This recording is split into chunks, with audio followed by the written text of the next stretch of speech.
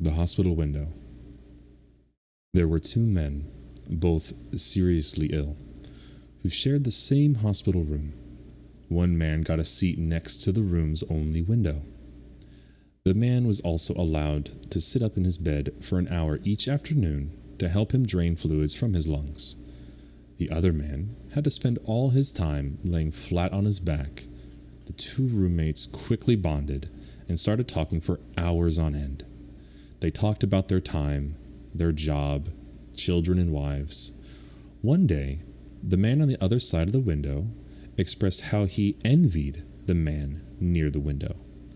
From that day, the man near the window started describing all the things he could see outside the window. The window overlooked a lovely park with a lake.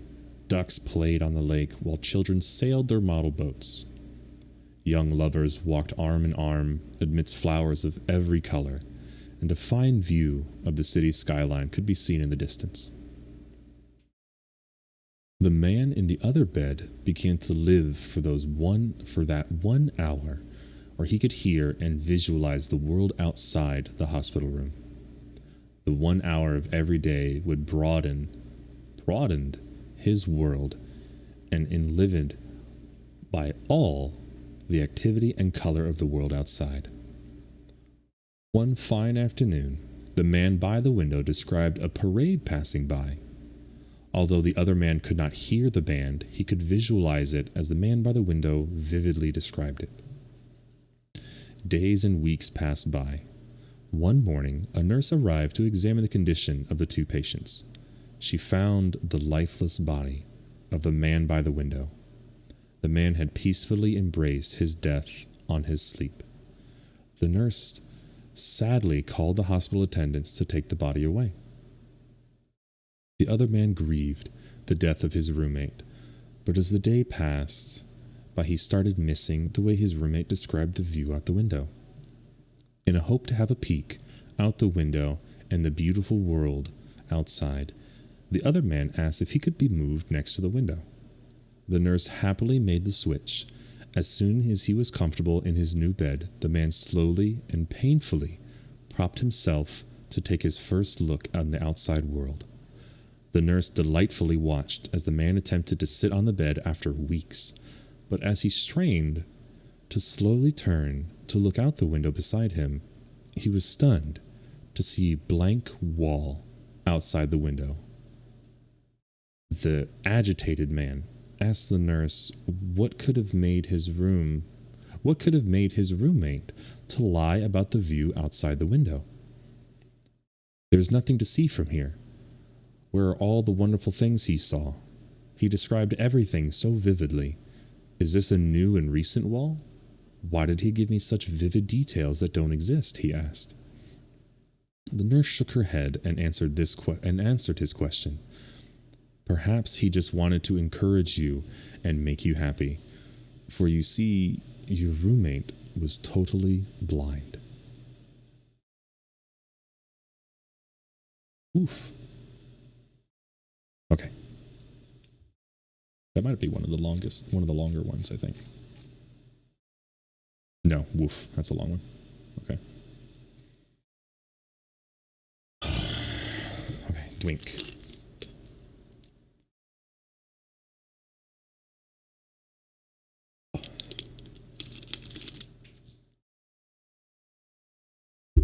I will say I have all that you posted, Pale.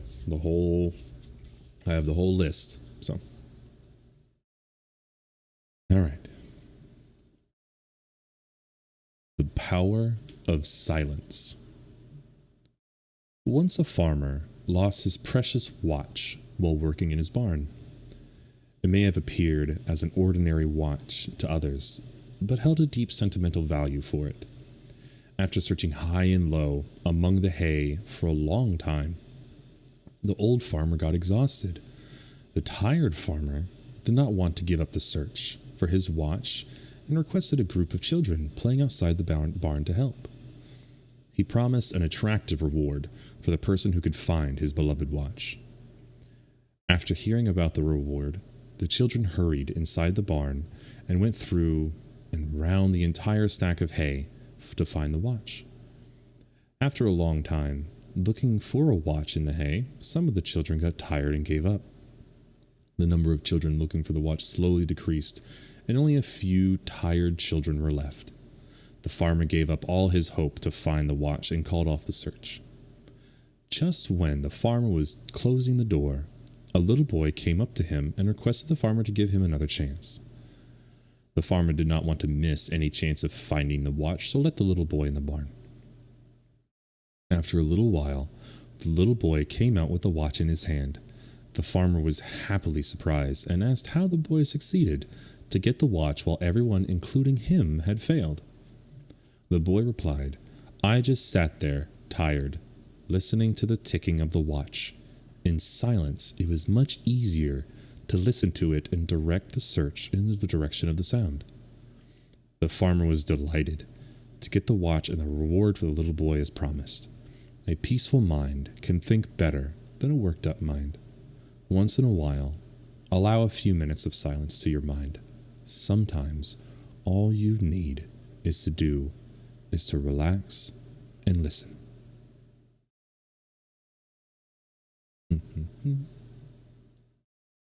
Yeah, so listen. All right, let's see.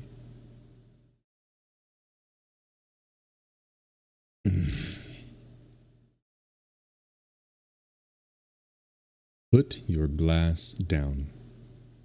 A professor entered his classroom with a glass of water.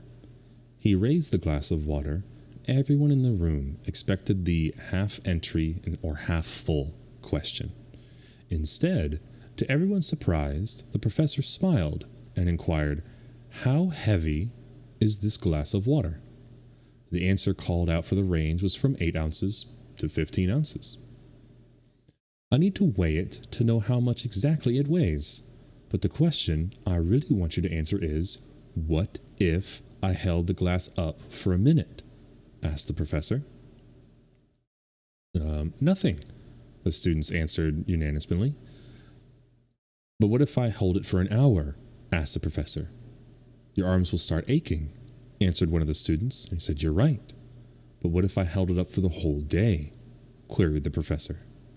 "Your arms would feel numb, your muscles get stressed, and may even become paralyzed," ventured another student. "You're right," exclaimed the professor. "So, what should I do to avoid the pain?" asked the professor.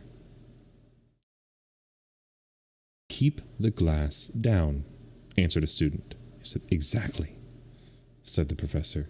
He continued, "In all the case, the weight of the glass remains the same, but the longer I held it up, the heavier it becomes. The stress and the worries of life are like this glass of water. If you think about them for a while, nothing happens. Think about them for longer, they'll start hurting. Think about them for even longer, you'll feel stressed, you'll be paralyzed. It is important to think about the problems in the life, but you should not carry the stress long enough that it begins to ache and paralyze your life. It is important to let go of your stresses. Don't carry your stresses all day, and always remember to put the glass down before you go to bed." I like that one. That was a good one. Hello, Desiree, darling. Thank you so very much for the subscription. 4 months. Oof. Oh, the sippies. Okay. We are not halfway done. Hello, Alex. Hello, everybody.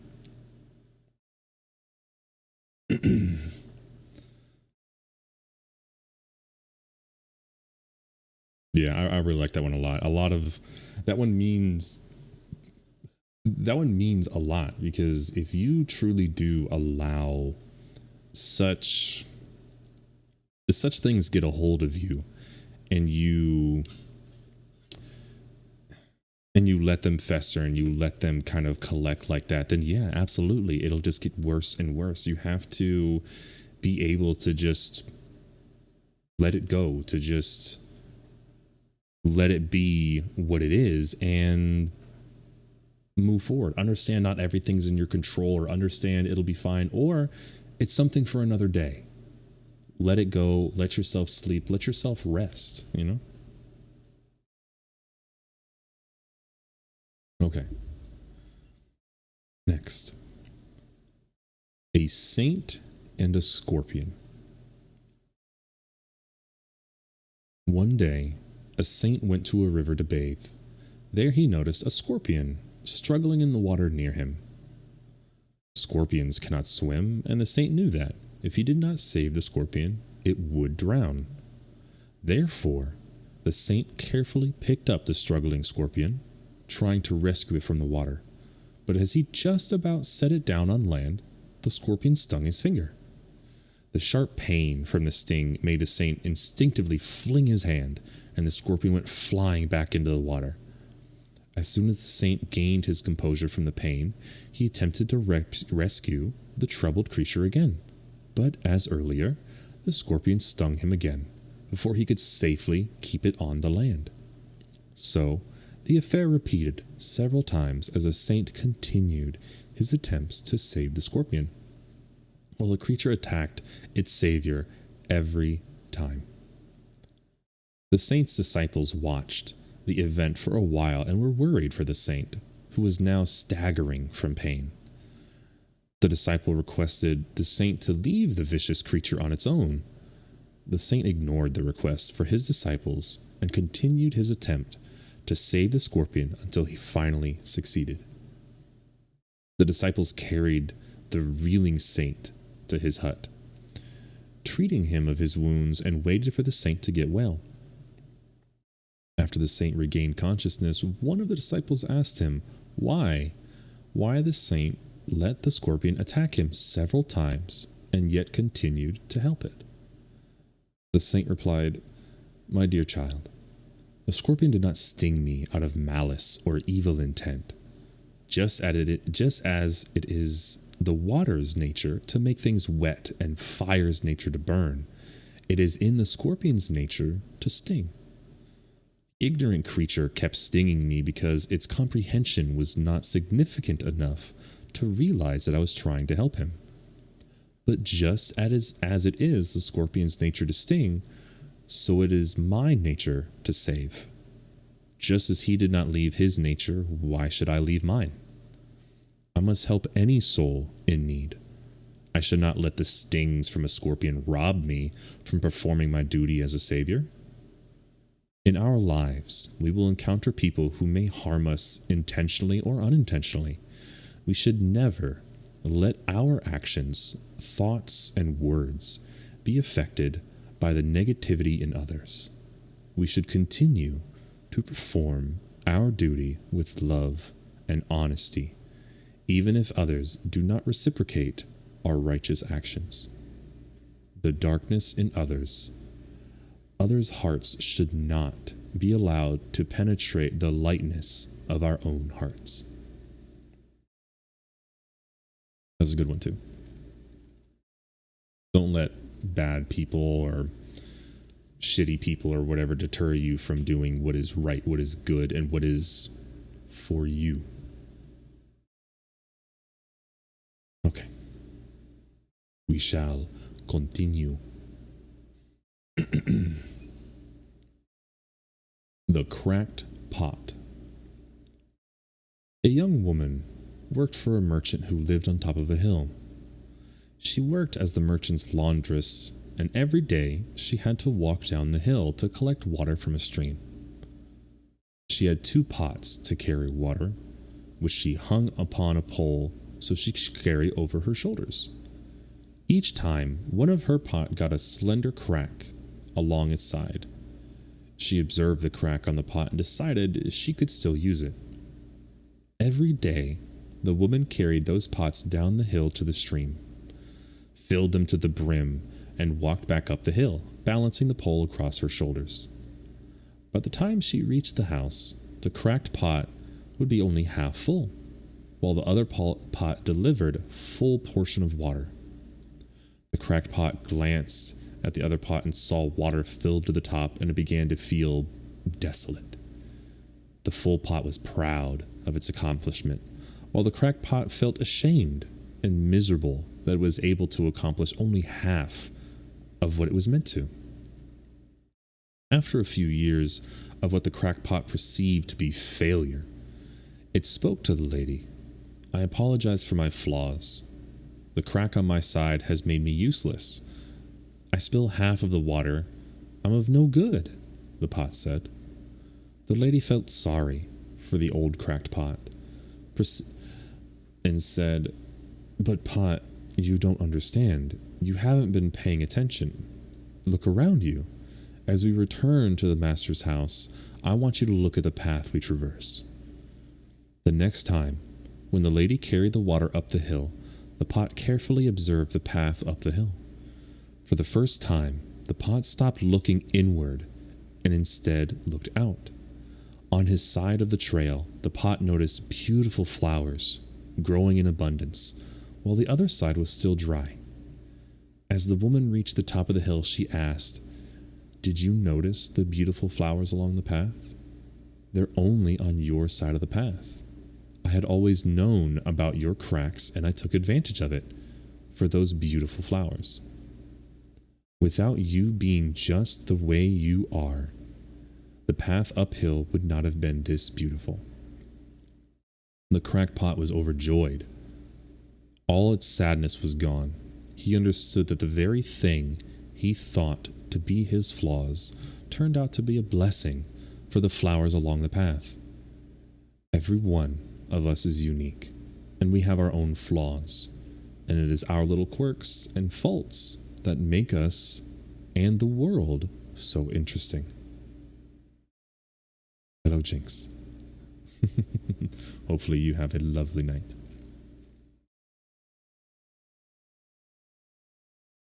Don't compare yourself to others, even if you feel you might fill the same niche or something. Be you. Don't try and be something that you're not. Be who you are and accept who you are. If there's things that you want to improve for yourself, go ahead, but don't make yourself out to be something that you're not. Just busy, so want to show support. Mwah. Bye, Jinx. Isa Emma. Okay, we shall continue. Now, it's only been, I'm going to say roughly 20 minutes of reading, and I'm about halfway. So I might only, I'm going to ask this here.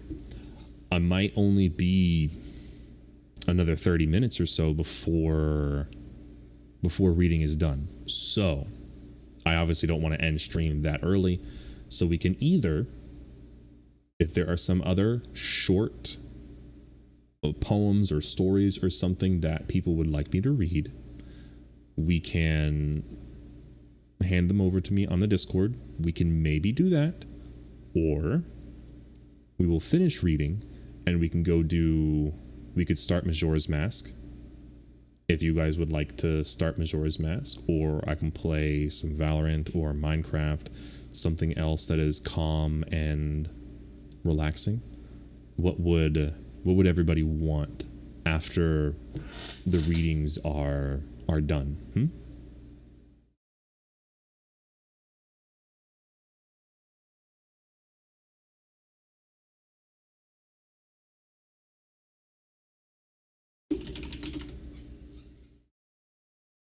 Majora's Mask? We can certainly do that.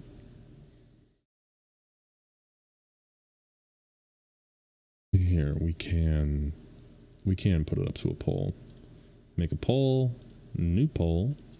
What should we do after meetings?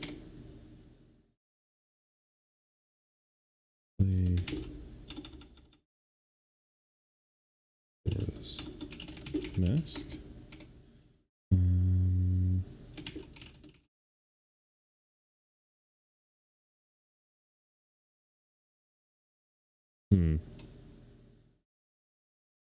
I mean, sure, we'll leave those two and just see what happens.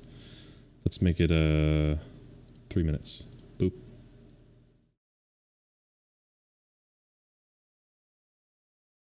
While that goes on, I shall take a drink.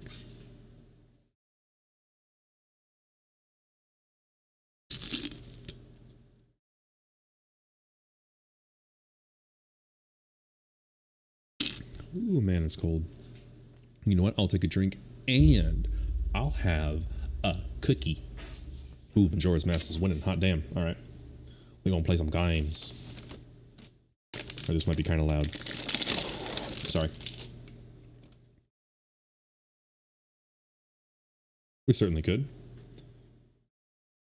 It is a Chips Ahoy Chewy chocolate chip cookie. How?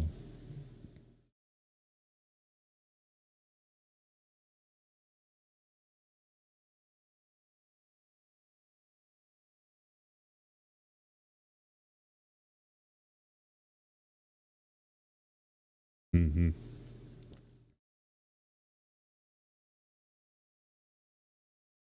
Now, there was talks about a new channel goal reward, whatever, of reading spicy things in the Discord. That could be a thing instead of another one of these, but that's up to everybody if we would want to do that. Maybe I'll put up a poll in Discord and see how it goes.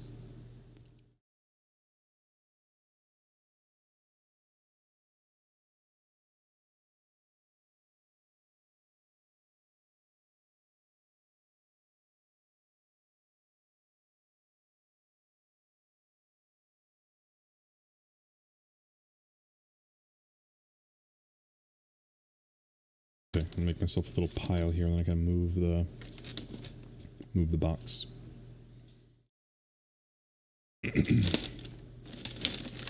Go away. Okay.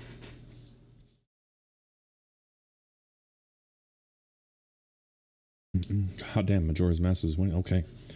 And again, for those that are in chat, for those that can hear me, those that are here and perceiving me, if you are not part of the Discord, I would highly recommend joining. It is quite the blast.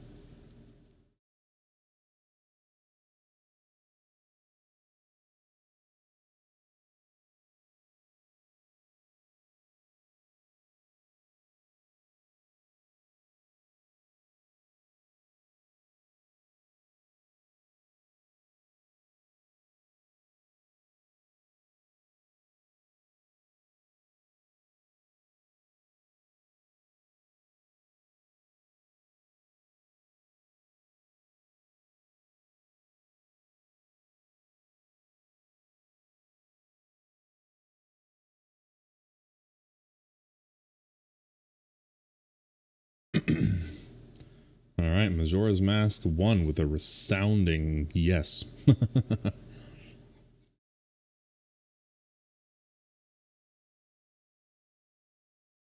Okay.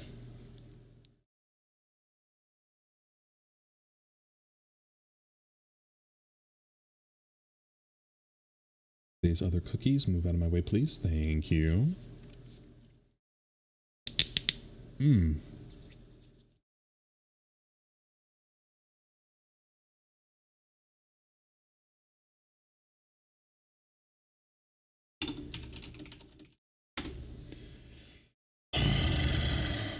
All right. I think this one is the longest one of the group, so.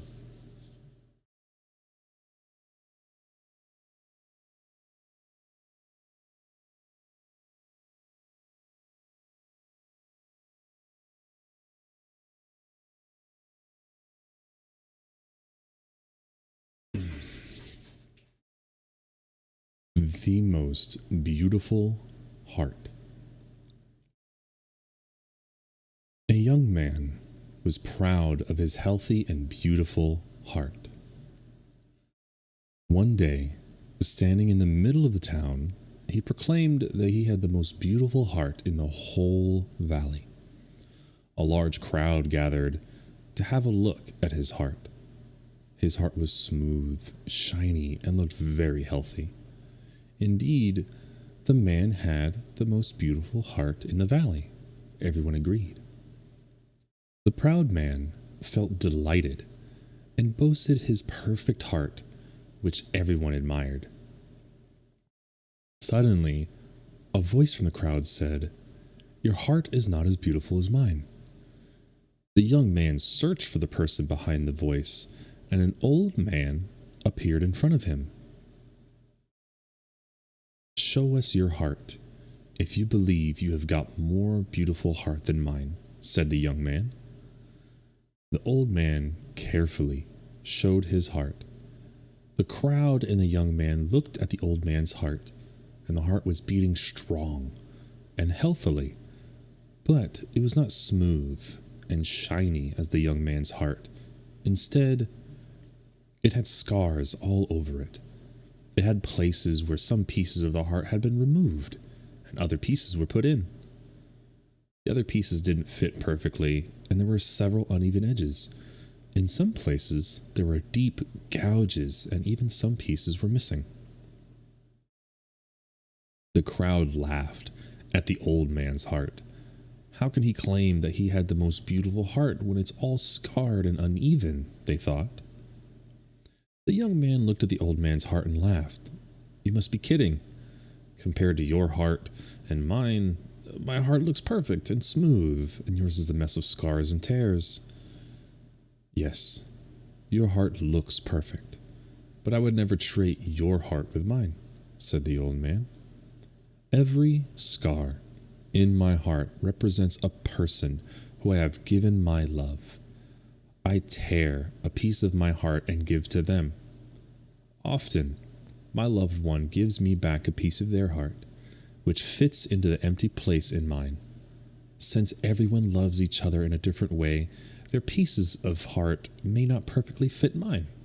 So, you can see some rough edges. These scars and these rough edges remind me of the love we shared. Sometimes I would give a piece of my heart, but the other person may not return a piece of their heart to me. These are the empty gouges. Although these gouges are painful, and these remind me of the love I have for these people too. So do you now see what true beauty?" asked the old man. The young man in the crowd stood silently, with tears running down their cheeks. The young man walked to the old man, reached into his perfect young and beautiful heart, and ripped out a piece of it, and offered it to the man with trembling hands. The old man gratefully received his offering, placed it in his heart, and then looked and took a piece out of his own heart and placed it in the young man's.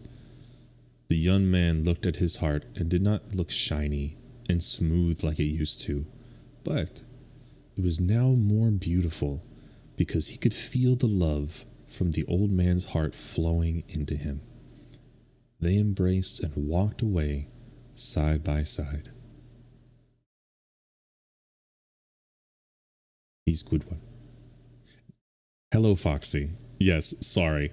I'm trying not to interrupt each story.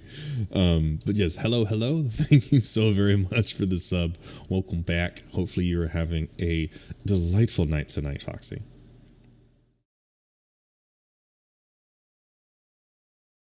Yeah, I like that one. I mean, hell, a lot of these are very good, Pale. Thank you for giving these to read. A lot of these are really good.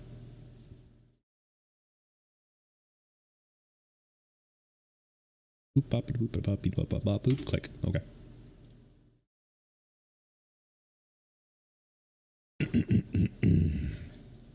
I think this one was there's like 5 short ones that were all stacked together, so these will be 5 ones, and then I think I saved one of my favorites for last. So all right. Yeah. Okay. The Elephant's Rope. Once a man was passing by some elephants. He suddenly stopped, dazzled by the fact that such mighty and strong creatures were tied only by weak and thin ropes on their legs. It was obvious that the strength of such a mighty being could at any time break away from there, but for some reason they did not. He saw an elephant trainer nearby and asked why. The elephants just stood there and made no attempts to break free. Well, replied the elephant trainer, when the elephants were younger and less powerful, we used the same ropes to tie them. At that age, these ropes were enough to hold them. As the elephant grew up, they were conditioned to believe that they could not break away. They believe that the ropes can still hold them. So they never try to break free. The man was amazed by the trainer's answer. These powerful animals could any time free themselves from their restraints, but they're stuck right where they are because they believe they were incapable of doing so. Just like these elephants, many of us go through life holding onto a belief that we cannot do something, simply because we've failed at it once before. Failure is a part of learning. We should never give up trying, because we might be just one attempt away from breaking free. It's true. It's very true. Okay. Sharks in life. The Japanese have always loved fresh fish. However, the waters close to Japan have not held many fish for decades. The fishermen therefore had to go further out to sea to catch their supply of fish, and the fishing boat got bigger and bigger. Farther, the fishermen went to procure fish. Longer it took them to bring the fish back. So, by the time they reached the market, the fish were just no longer fresh. To solve this problem, fishermen installed freezers on their boats. They would freeze the caught fish in it. This helped in preserving the fish for a long period of time, but the freshness, as the Japanese desired, could not be retained. The price of frozen fish started going down. Then, the worried fishermen installed fish tanks. They would catch fish and keep them in the tanks, fin to fin. The fish would thrash around a little but stop moving afterwards. They were not dead, only tired and dull. Unfortunately, dull and sluggish fish did not taste fresh. So, how did the Japanese fishermen solve the problem? To keep the fish fresh and lively throughout the journey, the fishermen added a small shark in their tanks. The shark would eat a few fish, but the remaining ones were in a lively state. That when they reached the market, the shark created a challenge for the fish to keep them active throughout the whole journey. Life gets dull when you live too easily. When we live without challenges, it is the challenges that help us grow and help us keep us lively. So, we should consider the problems and challenges as motivators for moving forward in life. Without challenges, we become complacent. Life becomes boring and purposelessness. Man thrives, oddly enough, only in the presence of a challenging environment. I don't know if I want any shark in my fucking tank, but this did make sense that, unless you're actually sort of pressed and in a sort of state that is pushing you forward to live or something, I can see that.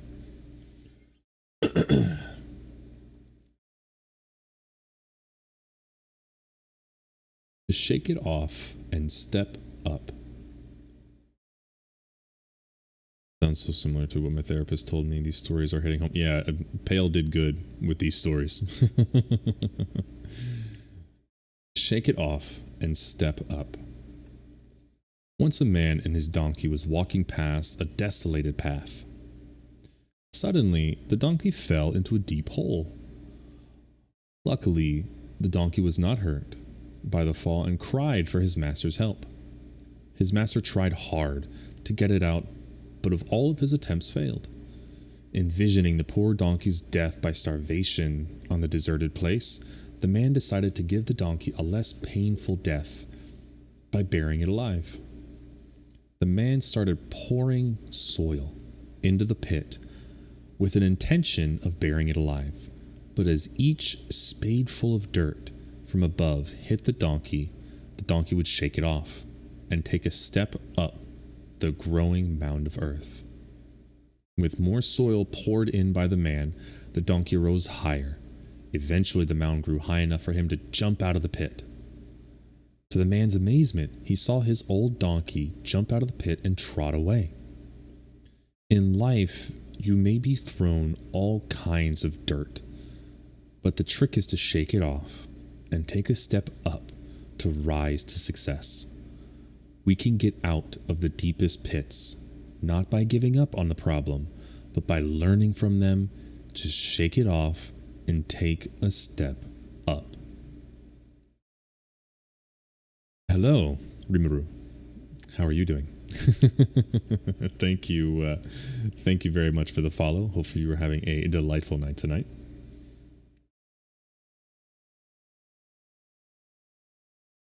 Hello, Rin. No, my boy.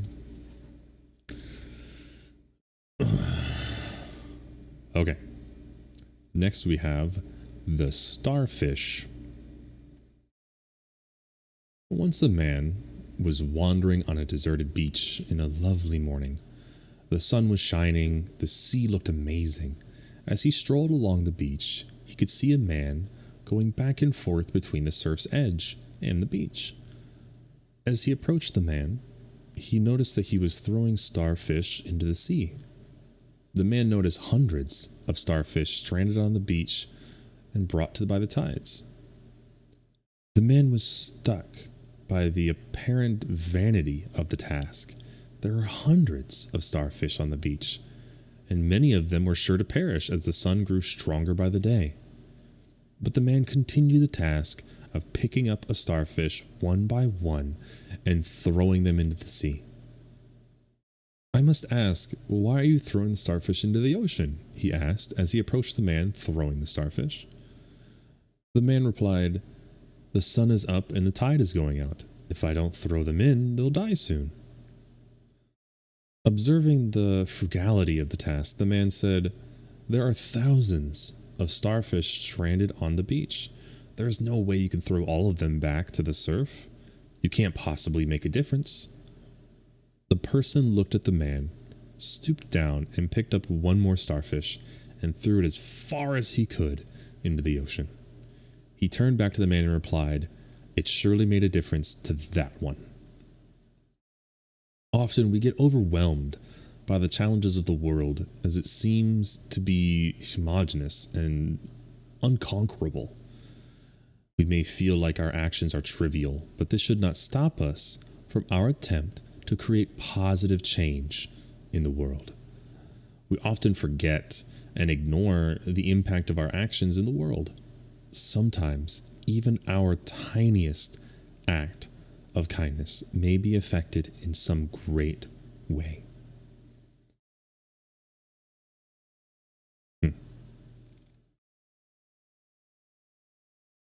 We have two more. Okay. Two más.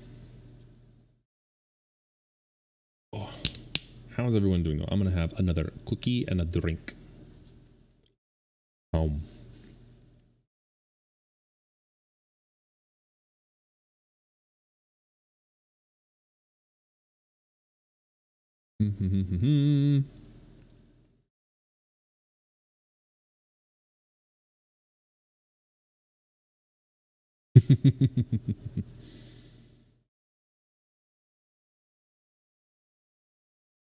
Double checking all my lurks are still active. A few people have seemed to have raided out, so I shall fix. Okay.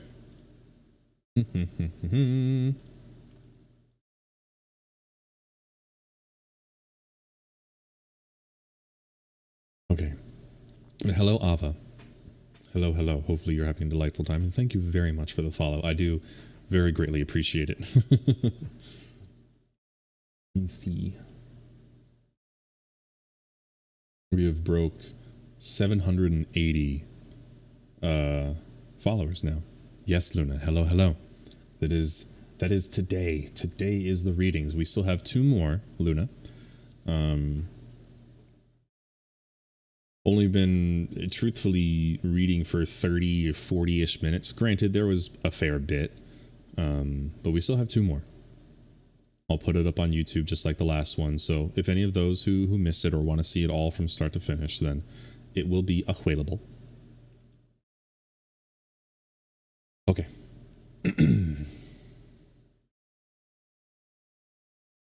One-armed champion. An energetic young boy, despite the fact that he was born without a left arm, joined to learn judo with an old Japanese judo master. The old Japanese judo master taught him a very exciting judo throw the first week of training. On the second week, he was asked to practice the same move. Every other week, the young boy was taught to practice the same one technique over and over again. He could see the other students learning different judo techniques, but he couldn't understand why. Even after 3 months of training, the master had taught him only one move. Sensei, the boy finally asked, "Shouldn't I be learning more moves?" Sensei replied, "Just focus on this one throw. This is the only move you know, but this is the only move you'll ever need to know." The little boy did not quite understand what his teacher was up to, but continued his training like his sensei instructed. Several months later, the sensei took the boy to his first tournament. The young boy was terrified to enter the tournament, filled with other well-trained and experienced judo players. Surprising himself and the audience, the boy easily won his first 2 matches. The third one was a little harder, but the young boy pulled off the technique, the only technique he knew, and won. The fourth round amazingly went the same way, and the young boy found himself in the tournament final, facing a much bigger, stronger, and tougher opponent. For some time in the finals, the young boy without an arm appeared to be overmatched. Concerned that the boy might get hurt during the match, the referee called for a timeout. The referee was about to stop the match, but the old sensei intervened and insisted on letting the boy continue. After the match resumed, his opponent made a mistake and dropped his guard. Promptly, the boy used his move to pin him. The boy had won the match and the tournament. The boy deftly used his one and only move throughout the tournament and came out as the winner. On the way home, the sensei and the boy reviewed every move in each and every match of the boy. Surprised by his own victory, the boy summoned courage to ask the sensei how he was able to win the tournament with only one move. "You won for 2 reasons," the sensei answered. "First, with several months of dedicated practice, you've almost mastered one of the most difficult throws in all of judo. And second, the only known defense for the move that you learned is for your opponent to grab your left arm." The boy's hard work and the sensei's sageality, the boy's biggest weakness, was transformed into his biggest strength. Ooh.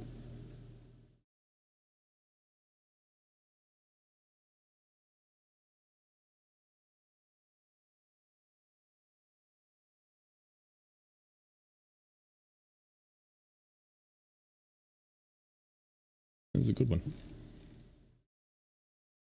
Oh, Luna, some of the ones earlier on were pretty heavy hitting. Hello, Ginger Cat.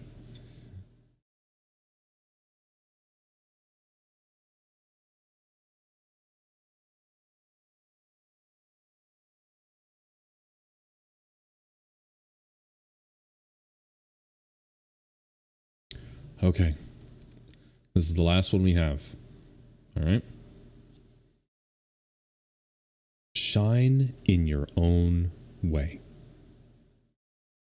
A samurai who was known for his nobility and honesty went to visit a monk to ask him for his advice. When the monk had finished his prayers, the samurai asked, "Why do I feel so inferior? I have faced death many times and defended those who are weak. Nevertheless, upon seeing you meditating, I felt that my life had absolutely no importance whatsoever." "Wait, once I have attended to all of those who come to see me today, I shall answer you," replied the monk. The samurai spent the whole day sitting in the temple gardens, watching the people go in and out in search of advice. He saw how the monk received them all with the same patience and the same illuminated smile on his face.